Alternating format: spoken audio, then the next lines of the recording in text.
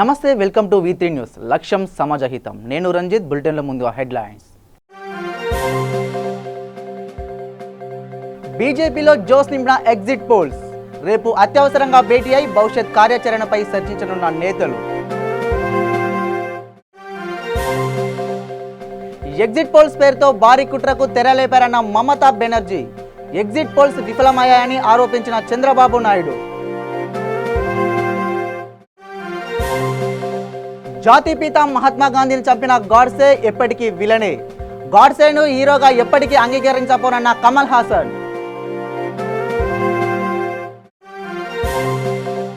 Party ఫిరాయించిన వ్యక్తులను అనర్హులుగా ప్రకటించాలి రాష్ట్రంలో ప్రజాస్వామ్య వ్యతిరేక పాలన సాగుతుందన్న మల్లు భట్టి విక్రమార్క ఇక డీటెయిల్స్లోకి వెళ్తే బీజేపీ మరోమారు అధికారంలోకి రాబోతుందంటూ ఎగ్జిట్ పోల్స్ అన్ని ముక్త ఖండంతో చెప్పడంతో ఎన్డీఏలో జోస్ పెరిగింది. బీజేపీ దాని మిత్రపక్షాలన్నీ ఫుల్ జోస్లో ఉన్నాయి. ఎగ్జిట్ పోల్స్ పూర్తి అనుకూలంగా ఉండడంతో ఫలితాల వెల్లడికి ముందే సమావేశం కావాలని ఎన్డీఏ పక్షాలు సమావేశం కావాలని నిర్ణయించాయి. ఈ నెల 21న నిర్వహించనున్న ఈ భేటీకి బీజేపీ దాని మిత్రపక్షాలు హాజరై భవిష్యత్ కార్యాచరణపై చర్చించనున్నాయి. మరోవైపు ఈ నెల 22న యూపీఏ నేతలు కూడా సమావేశం కానున్నారు. యూపీఏతో కలిసి వచ్చే పార్టీల నేతలు ఈ సమావేశానికి హాజరు కానున్నారు. సోనియా గాంధీ సారథ్యంలో ఈ భేటీ జరగనుంది. ఈ సమావేశం ఏర్పాటు వెనుక ఏపీ సీఎం చంద్రబాబు కీలకంగా వ్యవహరించినట్టు తెలుస్తుంది.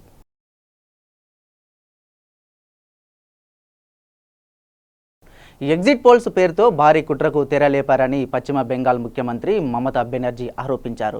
ఎగ్జిట్ పోల్స్ అంచనాలను తాను విశ్వసించపోనన్నారు. ఎగ్జిట్ పోల్స్ మాటున భారీ కుట్ర జరగబోతుందని ఆరోపించారు. ఈ వార్తలకు బాగా ప్రచారం కల్పించి ప్రజలను భ్రమలోకి నెట్టేశారని, ఆ తర్వాత వేలాది ఈవీఎంలను ఒక చోట నుంచి మరో చోటుకు తరలించే కుట్ర జరుగుతుందని ఆరోపించారు. విపక్ష పార్టీలన్నీ ఏకతాటిపై నిలవాలని, మతతత్వ శక్తులను అధికారంలోకి రాకుండా అడ్డుకోవాలని మమత పిలుపునిచ్చారు. కాగా నిన్న సాయంత్రం తుది విడత ఎన్నికల పోలింగ్ ముగియగానే వివిధ ఛానళ్లని ఎగ్జిట్ పోల్స్ ఫలితాలను వెల్లడించాయి. దాదాపు అన్ని ఎన్డీఏ మరోమారు అధికారంలోకి రాబోతుందని తేల్చి చెప్పాయి.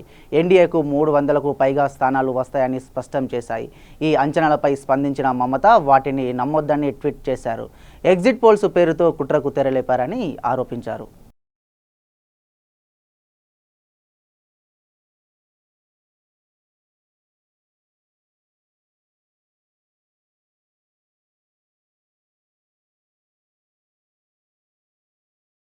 వివిధ జాతీయ ఛానళ్లు వెల్లడించిన ఎగ్జిట్ పోల్స్పై ఏపీ ముఖ్యమంత్రి నారా చంద్రబాబు నాయుడు స్పందించారు.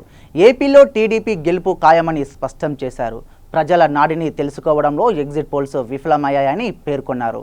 గతంలోనూ వాస్తవ ఫలితాలకు వ్యతిరేకంగా ఎగ్జిట్ పోల్స్ ఉన్న విషయాన్ని ఈ సందర్భంగా గుర్తు చేశారు. కేంద్రంలో బీజేపీయేతర పార్టీలు అత్యధిక సీట్లను కైవసం చేసుకుంటాయని విశ్వాసం వ్యక్తం చేశారు. 50% వీవీప్యాట్లు లెక్కించాలన్న డిమాండ్ నుంచి తాము వెనక్కి తగ్గబోమని చంద్రబాబు స్పష్టం చేశారు.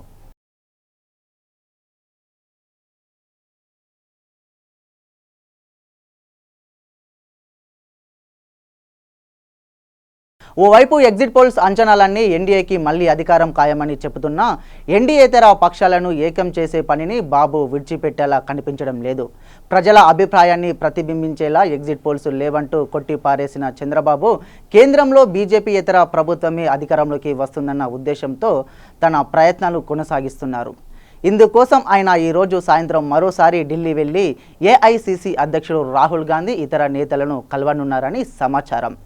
మారుతున్న రాజకీయ పరిణామాలపై ఎప్పటికప్పుడు చర్చిస్తున్న చంద్రబాబు తాజా పరిణామాలపై ఢిల్లీ వేదికగా ఆయన పార్టీ పెద్దలతో చర్చించనున్నారు. ఈ రోజు ఉదయం ఆయన ముందుగా పార్టీ నాయకులతో టెలికాన్ఫరెన్స్ నిర్వహించనున్నారు. ఈ నెల 23వ తేదీన జరగనున్న ఎన్నికల కౌంటింగ్కు దిశానిర్దేశం చేసిన అనంతరం దేశ రాజధానికి ప్రయాణమవుతారని భావిస్తున్నారు. ఎన్డీఏ అధికారంలోకి వస్తుందని ఎగ్జిట్ పోల్స్ అన్ని ఘంటాపదంగా ప్రకటించిన బాబు ప్రయాణం ఆసక్తి కలిగిస్తుంది.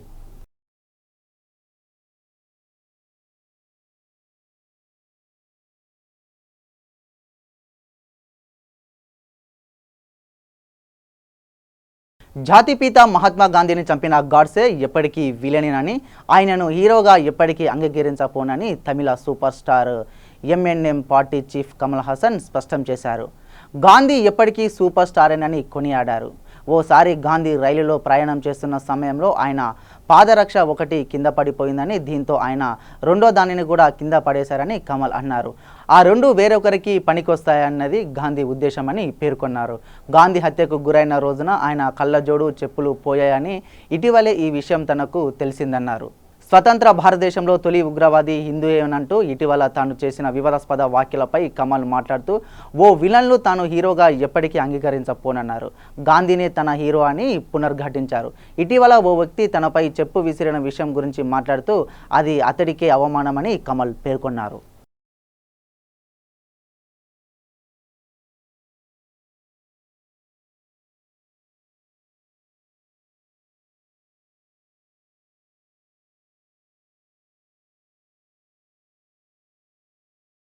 భారతదేశ ప్రధాని మోదీపై యూకేలో పాకిస్తాన్ సంతతికి చెందిన తసీర్ అనే వ్యక్తి టైమ్ మ్యాగజైన్లో రాసిన అసంఘటిత మరియు అనిశ్చితమైన వ్యాసంపై నిరసన వ్యక్తం చేశారు. భారతదేశ ప్రధాని Narendra Modi the great divider కాదు. వాస్తవానికి భారతదేశ ప్రధాని నరేంద్ర మోదీ భారతదేశ గ్రేటర్ ఇంటిగ్రేటర్ అని BJP national manifesto sub committee member Karuna Gopal పేర్కొన్నారు. నాంపల్లి బీజేపీ కార్యాలయంలో నిర్వహించిన పత్రికా సమావేశంలో ఆమె మాట్లాడుతూ ఈ నెల 9వ తేదీన టైమ్ మ్యాగజైన్ ఆంగ్ల పత్రికలో ప్రచురించబడిన Narendra Modi the great divider అనే ఈ వ్యాసంను అభ్యంతరం వ్యక్తం చేస్తూ దేశవ్యాప్త నిరసనను ప్రారంభిస్తామని తెలిపారు. హైదరాబాద్లోనే కాకుండా భారతదేశం మొత్తం పలు రాష్ట్రాలలో బీజేపీ నాయకులు ఈ విషయంపై నిరసన వ్యక్తం చేయనున్నారని తెలిపారు. ఇంకా ఈ కార్యక్రమంలో BJP national manifesto sub committee member Karuna Gopal తదితరులు పాల్గొన్నారు. విషయాన్ని తట్టుకోలేక కొంతమంది సొంత అజెండాలకు విదేశీ విధులకు అలవాటు పడిపోయి, విదేశీ డబ్బులు విదేశీ కుక్కలకు అలవాటు పడిపోయి వాళ్ళ యొక్క సమర్థంలో మోడీకి ఈ రాసినటువంటి ఆర్టికల్ మోడీకి అగేన్స్ట్ గా రాశారు. ఏ విధంగా మోడీ దేశానికి డివైడ్ చేశారనేది వాళ్ళు ప్రూవ్ చేయలేదు. మీరు మోడీని డివైడర్ అనే పదం ఉపయోగించినప్పుడు ఈ దేశాన్ని, ఈ ధర్మాన్ని మతపరంగా కానీ జాతిపరంగా కానీ మన స్త్రీ జెండర్ పరంగా కానీ ఏ విధంగా విభజించాడనేది మీరు ప్రూఫ్ చేయాల్సింది. ఇదంతా విదేశీ ఫండ్స్ కి అలవాటు పడినటువంటి కొన్ని పత్రికలు, కొన్ని మీడియా మిత్రులు, కొన్ని విదేశంలో ఉన్నటువంటి వాళ్ళు, ఈ దేశానికి మోడీకి అగేన్స్ట్ గా ఉన్న వాళ్ళు ఈ దేశంలో ఏ విధంగా విభజించాలి, ఈ దేశంలో ఎప్పుడు మత కలహాలు జరగాలి, ఈ దేశం ఎప్పుడు అశాంతి గురి కావాలి, ఈ దేశం ఎప్పటికీ అభివృద్ధి చెందకూడదనే భావన ఉన్నటువంటి వాళ్ళు వ్యక్తులు రాస్తున్నటువంటి ఆర్టికల్స్. కాబట్టి ప్రజలందరూ గమనించి ఇటువంటి నేతని కనుక మనం కోరుకున్నట్లయితే భవిష్యత్తులో ఈ దేశం ఎప్పటికీ బాగుపడదు. ఈ రోజు మధుని ఇంటర్నేషనల్ టెర్రరిస్ట్ గా ఈ రోజు చైనా కూడా తగ్గి తను ఓటేసిందంటే బికాస్ ఆఫ్ మోడీ అనే విషయాన్ని మనం గుర్తు పెట్టుకోవాల్సిన అవసరం ఉంది. ప్రెస్ కాన్ఫరెన్స్ పెట్టాము. మన నరేంద్ర మోడీ గారి మీద ఒక నెగిటివ్ ఆర్టికల్ వచ్చింది. అది ఒక మహానుభావుడు లండన్లో ఉద్యోగం చేస్తూ ఒక పాకిస్తానీ ముస్లింకి పుట్టి మన నరేంద్ర మోదీ గారి మీద నెగిటివ్ ఆర్టికల్ రాశాడు. అది మేము ఎంత మాత్రము సహించము. బీజేపీ తరఫున పెద్ద ఎత్తున ప్రొటెస్ట్ మొదలుపెట్టాము. ఇట్స్ లైక్ రిలే ప్రొటెస్ట్ అంటాము. ఇవాళ మేము చేస్తున్నాము, రేపు చెన్నై చేస్తుంది, ఎల్లుండి బాంబే చేస్తుంది, అలా మొత్తం దేశం మొత్తం వెళ్తుంది. ఎందుకు అంటే ఆ ఆర్టికల్ అనేది ఒక పెద్ద మనిషి, మన మొత్తం వరల్డ్లో పెద్ద లార్జెస్ట్ డెమోక్రసీ మన దేశం. ఆ దేశానికి ప్రధానమంత్రి అందరూ ఏరి కోరి ఎన్నుకున్న మనిషిని నెగటివ్ ఆర్టికల్ ఇచ్చి ఫ్యాక్ట్స్ లేకుండా, ఫ్యాక్ట్స్ అనేవి లేవు అందులో, తన ఓన్ స్వంత గ్రౌజ్తో చెడు ఆర్టికల్ రాశాడు. అది ఎలక్షన్ టైంలో రిలీజ్ అవ్వడం ఇంకా దౌర్భాగ్యం. అది కవర్ స్టోరీ అవ్వడం ఇంకా పెద్ద తప్పు వారు చేసింది. సో మేము దాన్ని ఖండించి ఇక్కడ ప్రొటెస్ట్ మొదలుపెట్టి అది పిఐఎల్ లాగా తీసుకెళ్ళి సుప్రీంకోర్టులో ఫైల్ చేస్తాము. వారి కోర్టు నుంచి వాళ్ళ బాధలు వాడు పడాలి అంతే. ఎలక్షన్ కమిషన్కి ఏమైనా ఫిర్యాదు చేశారు? చేసాం. Election commission also is taken cognizance of that. Thank you. So ఇవాళ ప్రెస్ కాన్ఫరెన్స్ పెట్టాము. మన నరేంద్ర మోడీ గారి మీద ఒక నెగిటివ్ ఆర్టికల్ వచ్చింది. అది ఒక మహానుభావుడు లండన్లో ఉద్యోగం చేస్తూ ఒక పాకిస్తానీ ముస్లింకి పుట్టి మన నరేంద్ర మోదీ గారి మీద నెగిటివ్ ఆర్టికల్ రాశాడు. అది మేము ఎంత మాత్రము సహించము.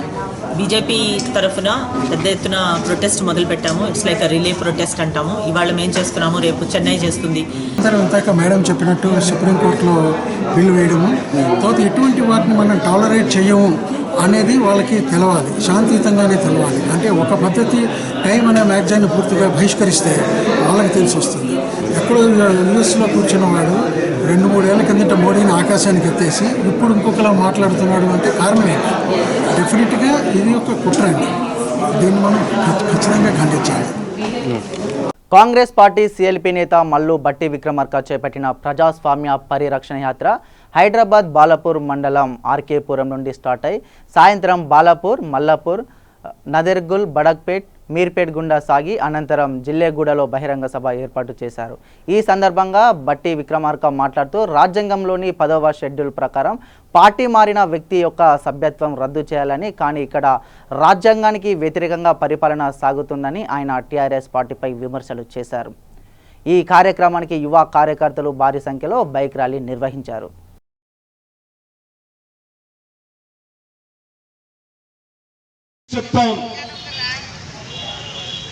మరి 10th షెడ్యూల్లో రాజ్యాంగంలో ఒక సభ్యులు కానీ సభ్యురాలు కానీ ఒక పార్టీ నుంచి గెలిస్తే పార్టీ మారితే వాళ్ళ సభ్యత్వాన్ని రద్దు చేయాలి. ఇక్కడ రద్దు చేయట్లేదు. అలా పార్టీని ప్రోత్సహించి నాయకులు ఎవరైనా నిర్ణయం చేస్తే వాళ్ళది కూడా నేరం అవుతుంది కాబట్టి వాళ్ళని కూడా కేసు కింద బుక్ చేయాలి. అది ఇక్కడ జరగట్లేదు. అంటే పూర్తిగా రాజ్యాంగాన్ని భిన్నంగా రాజ్యాంగంలో ఉన్న దానికి వ్యతిరేకంగా ఇక్కడ ఈ రాష్ట్రంలో పరిపాలన సాగుతాం. శాసనసభ్యులు ఎవరైనా గెలిస్తే పార్టీ మారితే ఆ గెలిచిన శాసనసభ్యు పెద్దలు మన మధ్యలోకి రావడానికి ముఖ్య ఉద్దేశం కారణం ఏంటంటే ప్రజాస్వామ్యాన్ని రక్షించాలి అని చెప్పి పెద్దలు తెలంగాణ రాష్ట్రంలో అన్ని అసెంబ్లీ సెగ్మెంట్లు జరుగుతూ ప్రజాస్వామ్యంలో భవిష్యత్తుకు అది ఒక గొడ్డలు పెట్టి లాంటిది అని చెప్పి ఎమ్మెల్యేల పార్టీ రాష్ట్ర ముఖ్యమంత్రి గారు కోరడం జరుగుతుంది.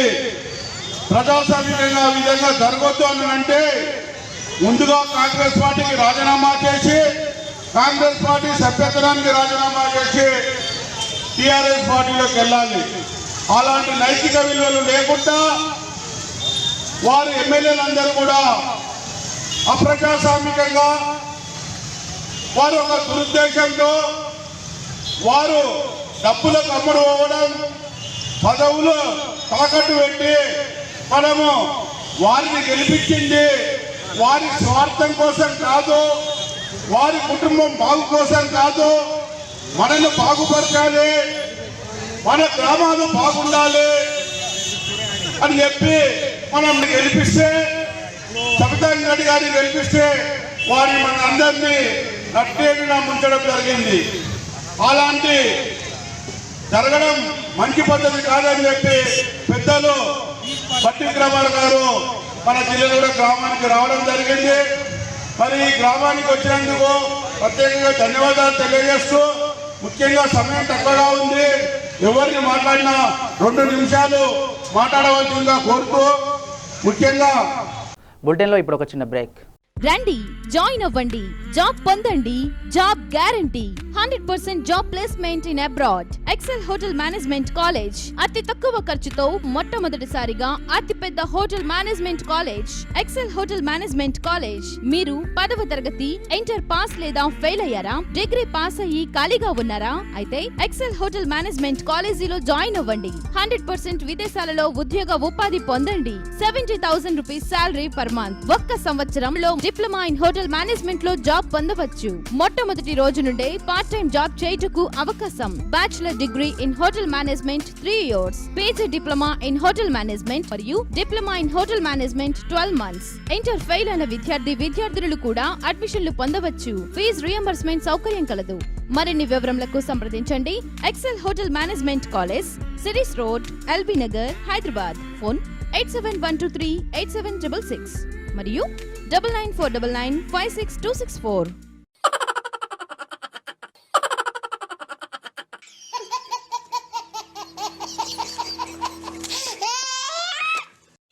వాకిలిగా ప్రతిరోజు ఉదయం 11 గంటలకు, తిరిగి రాత్రి 9:30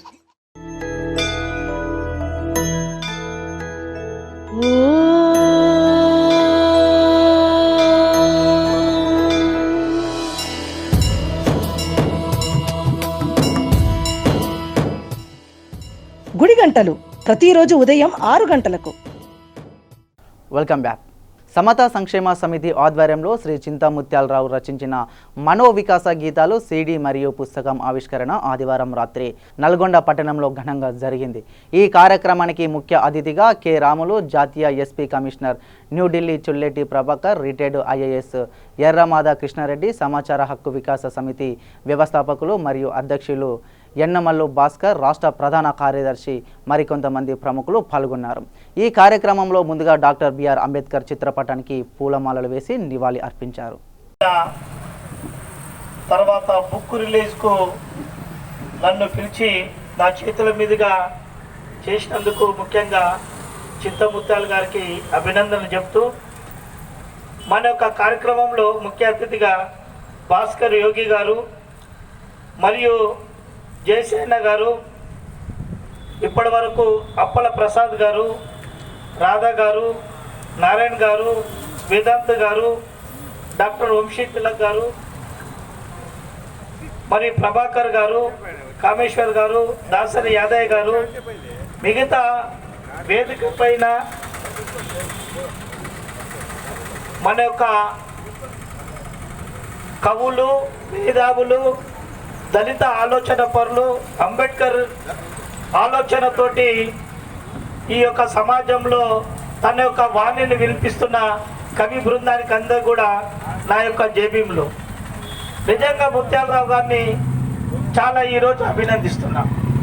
నేను నా కార్యక్రమం కొరకు 2 సార్లు టైం అడిగాడు, కానీ అంబేద్కర్ ఈ యొక్క ఆవిష్కరణ అన్నప్పుడు నేను ఎంత పని ఉన్నా తప్పనిసరిగా వెళ్ళాలి.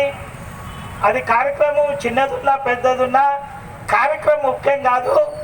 అంబేద్కర్ ఆలోచనతోటి ఏదైతే చింతముత్యాలరావు గారు తీసుకుంటున్న కార్యక్రమం అది గొప్పది. ఈ సమాజానికి, ఈ దేశానికే అంబేద్కర్ లేకుంటే నేను లేదు అనే విషయాన్ని మన నరేంద్ర మోడీ గారే చెప్పిన విషయం. కాబట్టి ఆ విషయంలో ఈరోజు నేను ఈ స్థాయిలో ఉన్నానంటే, ఈరోజు నేను నేషనల్ ఎస్సీ కమిషన్ మెంబర్ అంటే మామూలు యొక్క పోస్టు కాదు. ఇది సంచలనం సృష్టించిన హజీపూర్ ఘటనపై టీఆర్ఎస్ కార్యనిర్వాహక అధ్యక్షుడు కేటీఆర్ తొలిసారి స్పందించారు. ఈ విషయంలో ముఖ్యమంత్రి కేసీఆర్ చాలా బాధపడుతున్నారని అన్నారు. నిందితుడికి కఠిన శిక్ష పడేలా చర్యలు తీసుకుంటామని హామీ ఇచ్చారు. 3 బాలికలపై అత్యాచారం చేసి ఆపై హత్య చేసిన శ్రీనివాసరావును శిక్షించాలని డిమాండ్ చేస్తూ హజీపూర్లో బాధిత కుటుంబాలు దీక్ష చేపట్టాయి. ఇందుకు సంబంధించిన ఫోటోను మల్యాల గ్రామ సర్పంచ్ కేటీఆర్కు ట్యాగ్ చేస్తూ ట్వీట్ చేశారు. స్పందించిన కేటీఆర్ మల్యాల సర్పంచ్ శ్రీనివాస్కు ఫోన్ చేసి మాట్లాడారు. హజీపూర్ ఘటనపై తీవ్ర విచారం వ్యక్తం చేశారు. సీఎం కేసీఆర్ కూడా ఈ విషయంలో చాలా బాధపడుతున్నారని, మరోసారి ఇలాంటివి జరగకుండా కఠిన చర్యలు తీసుకుంటామని హామీ ఇచ్చారు. నిందితుడికి త్వరగా శిక్ష పడేలా ఫాస్ట్ ట్రాక్ కోర్టు ఏర్పాటు చేస్తామన్నారు. ఎన్నికల ఫలితాలు వెలువడ్డాక హజీపూర్ను సందర్శిస్తానని కేటీఆర్ తెలిపారు.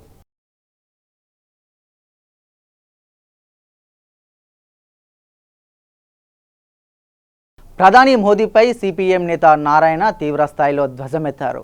మోదీ ప్రభుత్వం అధికారంలోకి వచ్చిన తర్వాత ఇచ్చిన వాగ్దానాలను విస్మరించి వైఫల్యానికి చెందిన ప్రభుత్వంగా మూట కట్టుకుందని నారాయణ ఆరోపించారు. తిరుపతిలో మీడియాతో మాట్లాడుతూ 5 ఏళ్ల కాలంలో ఏం అభివృద్ధి సాధించారో ప్రశ్నించిన ఆయన వైఫల్యాలతో దేశాన్ని మాత్రం అధోగతి పాల్చేశారని ఆరోపించారు. పుల్వామా దాడి కేవలం మోదీ వైఫల్యంతోనే జరిగిందని అన్నారు. ముందుగా హెచ్చరికలు వచ్చినా భద్రతా చర్యలపై దృష్టి సారించలేదని ఆరోపించారు. ఆయన స్వాతంత్రం వచ్చిన తర్వాత ఇంత దిగజారినటువంటి ముఖ్యమంత్రిని నేను చూడలేదు, భవిష్యత్తులో కూడా చూస్తానని అనుకున్నాను. నేను ఎందుకు మాట్లాడతానంటే, ఇంత పెద్ద భారతదేశానికి ప్రధానమంత్రిగా ఉన్నటువంటి వ్యక్తి, నేను బలహీన వర్గాలకు చెందినవాడిని, నేను బీసీకి చెందినవాడిని అని చెప్పేసి అని చెప్పడం ద్వారా డివైడ్ చేస్తున్నాడు, ప్రజానికి డివైడ్ చేస్తున్నాడు. భారతదేశ ప్రజానీకానికి ఐక్యం కోరుకోవాల్సినటువంటి వ్యక్తి, లౌకిక వ్యవస్థని బలోపేతం చేయాల్సినటువంటి వ్యక్తి ఆయనే బీసీలు కులాలను రెచ్చగొట్టిన తర్వాత ఇంకా భారతదేశంలో డివిజన్ రాజకీయానికి రావు. అనేక రకాలుగా డివిజన్స్ వచ్చేస్తాయి. మతపరంగా వస్తుంది, కులపరంగా వస్తుంది, ప్రాంతీయపరంగా వస్తాయి, అన్నీ వచ్చేస్తాయి. దానికి నాంది పలికింది ఏమంటే సాక్షాత్ మన ప్రధానమంత్రి మోడీ తప్ప ఇంకోటి కాదు. మీరు ఎప్పుడైనా చూసారా? నెహ్రూ కూడా జమీందారు ఫ్యామిలీ చూసినాడు. నెలకు 80 లక్షల రూపాయలు మేకప్ టీంకి ఇచ్చి పెట్టుకున్న ప్రధానమంత్రిని చూసారా? ప్రపంచంలో కానీ దేశంలో కానీ. మళ్ళీ ఛాయ్ వాళ్ళ ఆయన అత్యంత పేదవాడు, పేపర్ మీద పడుకుంటాడు చెప్పేది. మరి అతనికి ఆయన బయట రాగానే కెమెరాలు, మేకప్ మెన్లు, టీము. లగడపాటి సర్వే 420 సర్వే అంటూ మాజీ మంత్రి దాడి వీరభద్రారావు విమర్శించారు.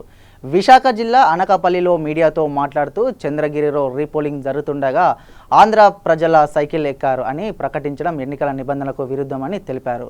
ప్రజల తీర్పు ఖచ్చితంగా వైసీపీకి అనుకూలంగా ఉందని విశ్వాసం వ్యక్తం చేసిన ఆయన వైఎస్ఆర్సీపీ ప్రభంజనాన్ని లగడపాటి లాంటి కమిడియన్లు ఆపలేరని ఎద్దేవా చేశారు. బ్యాంకులకు వేలాది కోట్లు ఎగ్గొట్టిన లగడపాటి జైలుకు వెళ్ళక తప్పదని అన్నారు.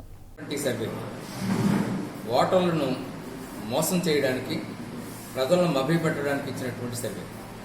ఎన్నికల నిబంధనల ప్రకారంగా ఇవాళ సాయంత్రం వరకు కూడా ఏ విధమైనటువంటి సర్వేలు చేయకూడదు అనేటువంటి ఎన్నికల కమిషన్ నిబంధన ఉన్నప్పటికీ దానిని తొంగలోకి తొక్కుతూ నిన్న ఈ సర్వేను ప్రకటించడం అంటే దాని అర్థం ఈరోజు చంద్రగిరిలో జరుగుతున్నటువంటి ఎన్నికల్లో ఓటర్లపై ప్రభావం చూపించడం కోసమే ఉద్దేశించిందని చాలా స్పష్టంగా తెలుస్తోంది.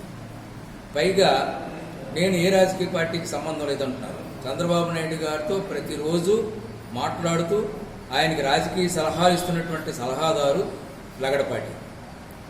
ఆయన ఇచ్చినటువంటి జయశంకర్ భూపాల్పల్లి జిల్లా ఏటూరు నగరంలో వృద్ధాప్య పెన్షన్ డేట్ అయిపోయిందని తపాలా సిబ్బంది చెప్పడంతో ఆందోళన చెందుతున్నారు వృద్ధులు.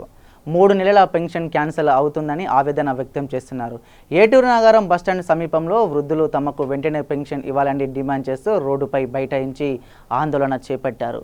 ఈ నిరసన కార్యక్రమంలో దాదాపు 400 మంది పెన్షన్దారులు ఎండలో ఇబ్బంది పడుతూ తమ నిరసన వ్యక్తం చేశారు.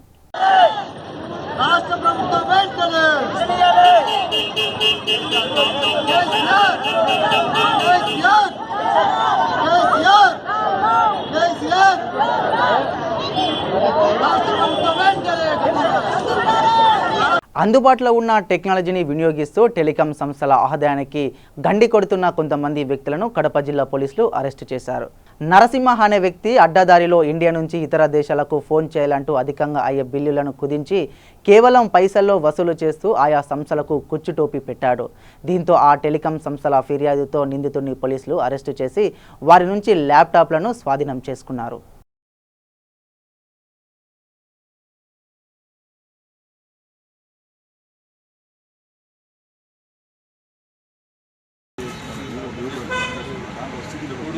బాలయ్య గారు మరియు కోడూరు శ్రీ వెంకటేశ్వరులు సిబ్బంది డిపార్ట్మెంట్ ఆఫ్ టెలికాం మరియు వాళ్ళు ఇచ్చిన వీడియో టెలికాం ఆఫీసర్ ఇచ్చిన ఫిర్యాదు మేరకు ఈ కోడూరు టౌన్ ఎంజీ రోడ్లో ఈ ఒక 5 మంది ముద్దాయిలు వాళ్ళు సోనీ కమ్యూనికేషన్ షాప్ నందు వాళ్ళు చైనా కంపెనీకి చెందిన VoIP సిస్టమ్ ద్వారా వేరే దేశాలకి ఇతర దేశాల నుండి వచ్చే ఫోన్ కాల్స్ మన షాప్లో వాళ్ళు మార్చుకొని వాళ్ళకి అమర్చుకొని వాళ్ళకు అనుగుణంగా మార్చుకొని రూటింగ్ గేట్వే అనే పరికరం ద్వారా ఇతర దేశాల నుంచి వచ్చే ఫోన్ కాల్స్ లోకల్ కాల్స్గా మార్చి ప్రతి నిమిషానికి మామూలు 5 పైసల నుండి సుమారు 30 పైసల వరకు కాల్ ఛార్జ్ సదుపాయం కల్పిస్తున్నారు.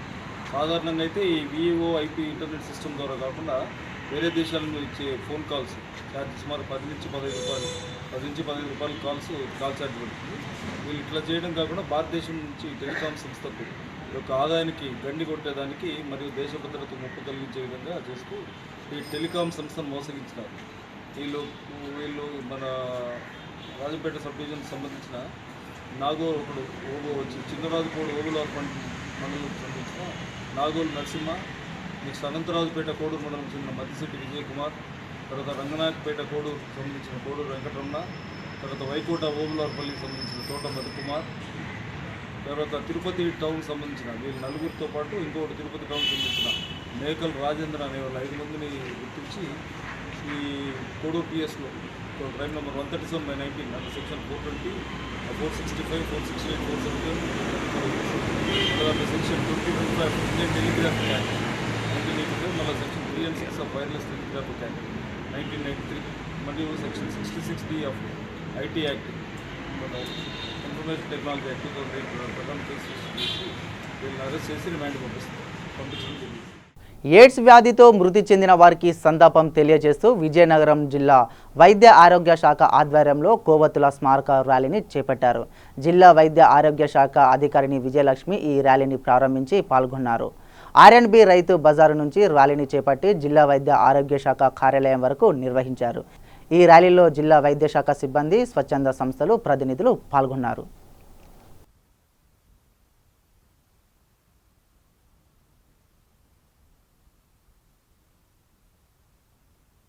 International AIDS candle light memorial day ఇది మనము 1983 నుంచి జరుపుకుంటున్నామండి.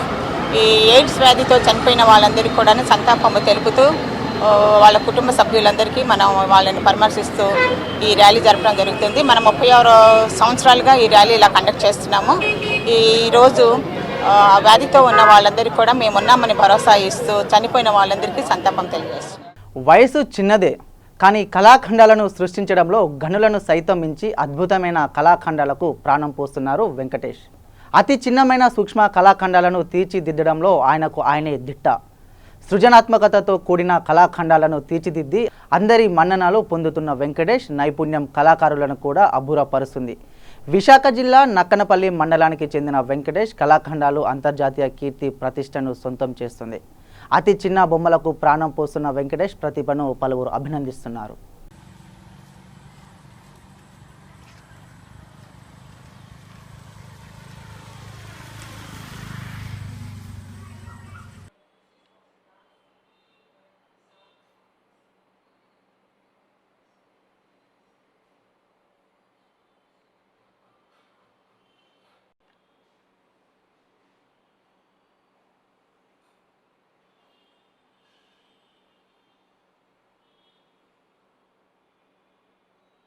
బులెటిన్ ముగించే ముందు హెడ్లైన్స్ మరోసారి.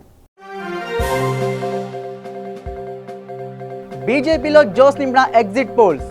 రేపు అత్యవసరంగా భేటీ అయి భవిష్యత్ కార్యాచరణపై చర్చించనున్న నేతలు. ఎగ్జిట్ పోల్స్ పేరుతో భారీ కుట్రకు తెరలేపారన్న మమతా బెనర్జీ. ఎగ్జిట్ పోల్స్ విఫలమయ్యాయని ఆరోపించిన చంద్రబాబు నాయుడు. జాతిపిత మహాత్మా గాంధీని చంపిన గాడ్సే ఎప్పటికీ విలనే. గాడ్సేను హీరోగా ఎప్పటికీ అంగీకరించబోనన్న కమల్ హాసన్.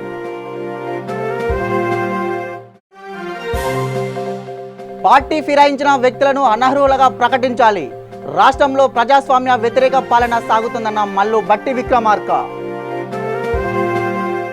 ఇవి బులెటిన్ విశేషాలు. చూస్తూనే ఉండండి V3 న్యూస్.